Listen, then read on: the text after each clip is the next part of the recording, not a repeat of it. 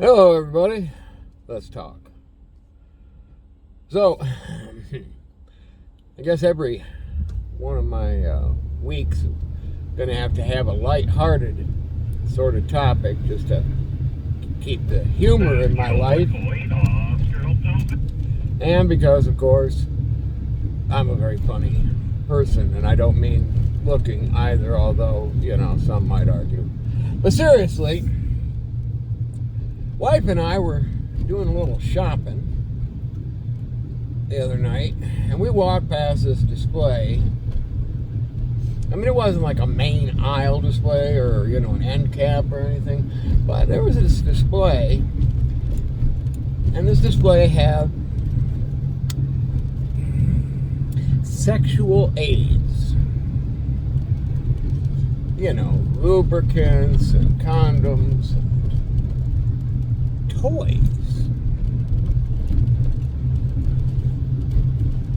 I got to thinking how far our society has come. When I can go to a big box store and buy the types of things that I used to have to go down 28th Street in Grand Rapids and go behind the stores to the little red barn.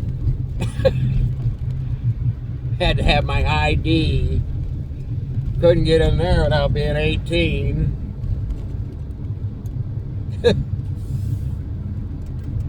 There were shops specifically for that.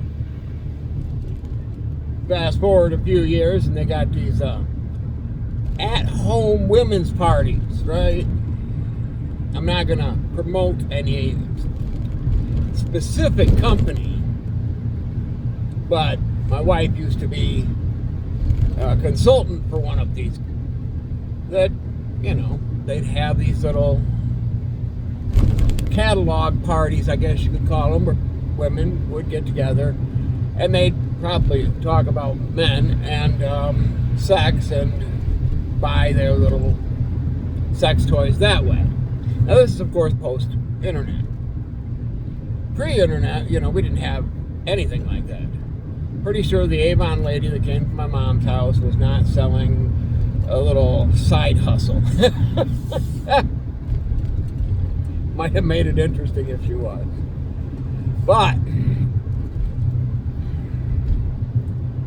the thing is what used to be sold in the back alleys and the hideaway places has now become mainstream big box store product,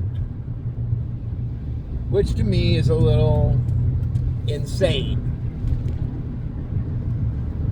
And I don't mean insane necessarily in a good or bad way. I'm not dissing on big box stores for using modern culture to make a buck, because, it is what it is. But I'll tell you right now, I think it has a lot to do with what we were going through society, because our society used to keep things in the back rooms, in the quiet alleys, and now they become part of everyday life. When I was in my youth, much younger and less gray, I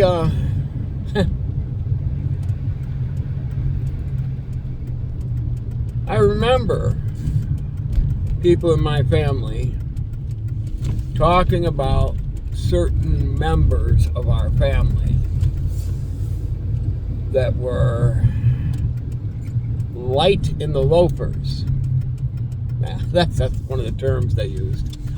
Or comfortable shoes. He likes comfortable shoes. I'm not even sure what that means anymore. I mean, I know what it meant then, but yeah, that's my grandson. But yeah, it's back then it was something they talked about in hushed tones. Now it's everywhere. Heck, we have parades for gay pride, you know. And no, I'm not dissing on gay pride. Don't get me wrong. I am not trying to make a political or moral statement about anything. Today is not about that. Today is about humor, because I find it really hilarious that what we used to have to go out of our way to find, you can now buy at the big box store. We had little shops out of the way. One in Coldwater that is like not in Coldwater, but way up on Jonesville Road. You had to go out of your way to find this stuff. Now, I can get it at, Costco or Walmart or Meijer or what have you. Just makes for an amusing point of view.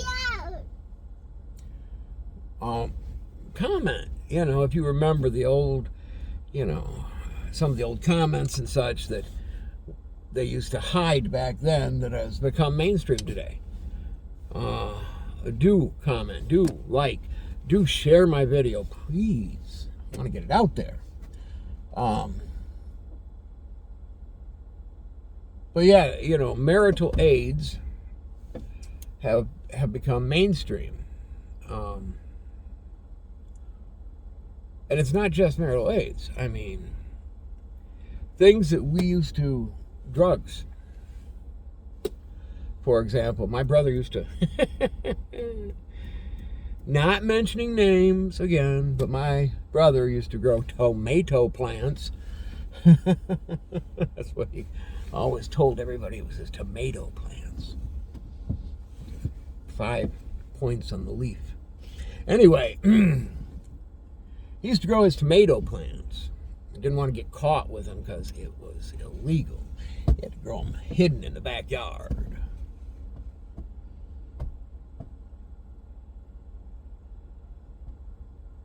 Things that we used to think we needed to hide in the back rooms, back alleys, backyard are right out in the open now. They're right mainstream. They're in our face. And I'm not sure that this isn't how Sodom and Gomorrah started, Again, not making a moral judgment. I just happen to be Christian, so I'm making the comparison. I believe everybody has a right to live their life how they want to live their life, provided, and this is a big part of it, that it doesn't infringe on anybody else's rights. If you want to be, a homosexual, I applaud you, go be homosexual, but don't make somebody else's life uncomfortable because you feel the need to be homosexual. Do not try to convince somebody else that they're somehow they have a shortcoming because they don't feel the same way. For example, don't discriminate against me because I'm not homosexual. Don't discriminate against me because I'm white. It's stupid how we've gotten. But like I said, trying to keep it on the humorous side. So, you go into the store and buy a gallon of milk and a carton of eggs, and don't forget to get that, C-ring for Dad, and Mom needs that new personal vibrator. It's on the shopping list. We gotta add it. Won't be long, and they'll be having full size, Dad, while you're out getting the milk, could you give me a blow up Susie? How far down the road are we from that?